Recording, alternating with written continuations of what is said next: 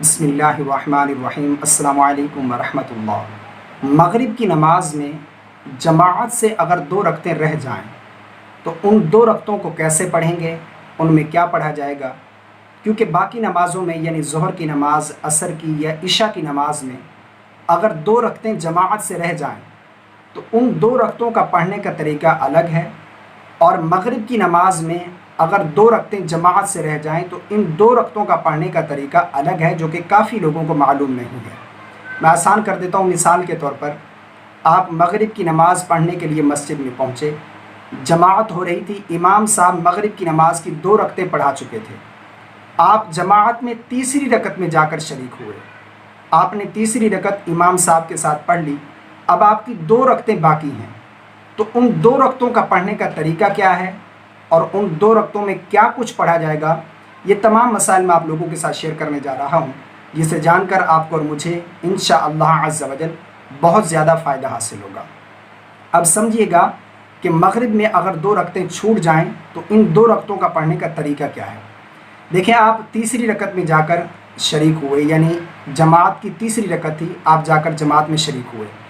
آپ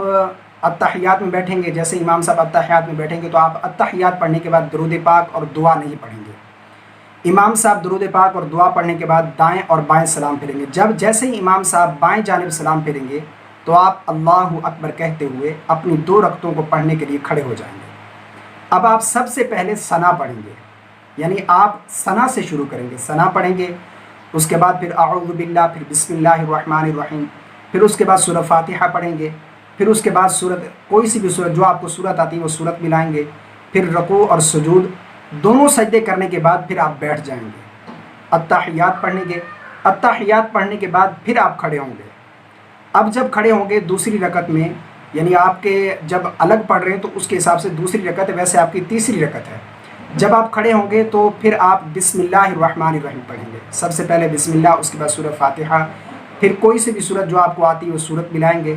پھر رکوع اور سجود کرنے کے بعد پھر اتحیات میں بیٹھیں گے، اور اتحیات پڑھنے کے بعد پھر درود پاک اور دعا پڑھ کر اس طریقے سے آپ اپنی دونوں رکعتوں کو مکمل کریں گے۔ یعنی آپ کی جو جماعت سے چھوٹ چکی تھی 2 رکعتیں، ان کے پڑھنے کا طریقہ یہ ہے۔ مثال کے طور پر میں یوں سمجھا دوں آسان طریقے سے کہ آپ دونوں رکعتوں میں اتحیات پڑھیں گے، یعنی جیسے امام صاحب سلام پھیریں گے، 1 رکعت امام صاحب کے ساتھ آپ نے پڑھ لی، دوسری رکعت میں جیسے وہ آپ کے حساب سے تو پہلی ہوگی، کیونکہ آپ الگ پڑھ رہے ہیں تو آپ کی پہلی ہوگی، لیکن جماعت کے حساب سے وہ دوسری ہوگی، تو دوسری رکعت میں اتحیات پڑھنا یہ واجب ہے۔